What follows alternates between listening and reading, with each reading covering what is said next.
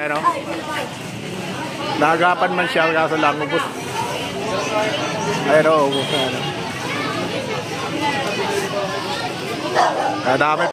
Mabili ng ano? 50. Nabasan na. Ito, alam pa yung mga ano ko dito kasi nabasan na.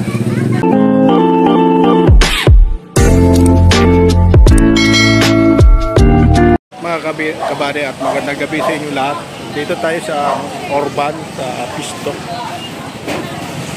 Takot yata, Pistuan. Ngayon na kasi mga kabady nang may sunog. At nandito tayo sa area na sunugan. At makita ko sa inyo mga kabady at walang mga kurente dito. So, ano? Nagapan man siya kaso lang ubos. Ayun o, ubos na ano. Kadami pa sa kabila oh.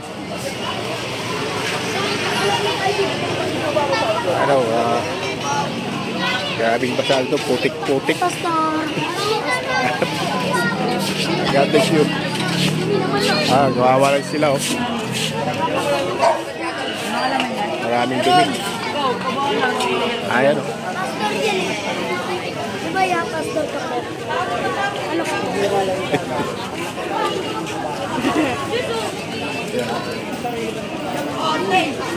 Ang hirap talaga masunugan. Ewan, nagalit lang. Pinapalat. Iko, may hinahanap. Ano hinahanap nyo dyan? Ano hinahanap nila?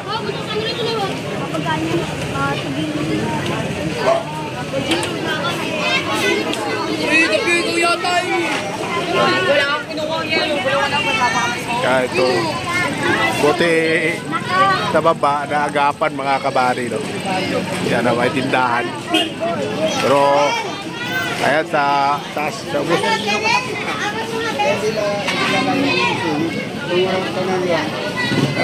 sa ngayon wala sila mga ilaw ngayon ditong banda dahil kaya nasunugan.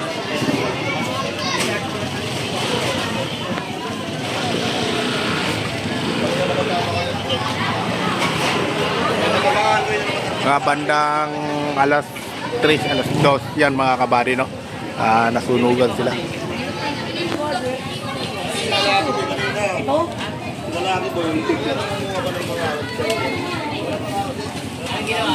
Dikit-dikit dito mga kabady no? So yun, bote ano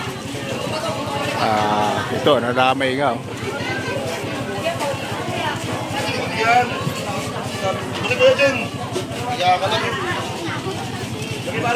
Mahirap talaga masunugan mga kabady. Mahirap at kailangan mag-ingat tayo rito no? So pag tayo kayo naroon mag-ingat tayo sa mga ganyan mga bagay. Hindi natin alam kung anong na dahilan. So banda dito wala nating masunugan mga kabady no?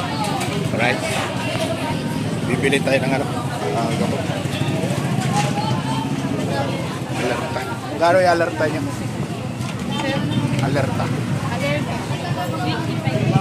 25. Kaya mga kabady no, alas 2 ng hapon na nangyari no? Ang dahilan na nagtanong tayo, ang dahilan wiring. So yun na nga mga kabady no? Sa mga mag-ingat tayo sa mga wiring, lalo na yung mga saksak. Sobrahan na siguro ng mga alam mo na rito mga kabady sobrahan ka ng tawag rito ng mga nakaw-nakaw. So yun talagang biglang ano yan puputok at dadayan kung ang bahay mo ay madaling masunog ay talagang higupin ka agad mga kabady. So siya nasa maingay dahil nasa public tayo no? At sa labas so, mga kabady at pauwi na tayo no? At galing tayo sa simbahan. Pasalamat sa Diyos para sunog doon. Ha? Sunog. Kaman na? Inaanan ko doon eh. Kaman ba na sunog? Dito ipapasok dyan. Ha? Tama yung NBI. Yung? May online NBI dyan. Katabi niya. Parang napesto yung mga kainan dyan? Oo, kaya pasok mo dyan. Harap ng pharmacy. Ilang bahay na? Anong dahil daw? Wiring. Sobrang siguro na. Mga jumper. Ayan, yan. Jumper nga. Mga jumper niya dahil jumper. Yan. May kainan yung dalawang palapag. Oo. Yun nasunog. Yung yung tindahan dito. Oo, nagapan yun. Tilalim ng tindahan eh. Ayun taas na kainan. Kainan ba yun? Oo. Yung katabi ng dyan, up and down. Oo.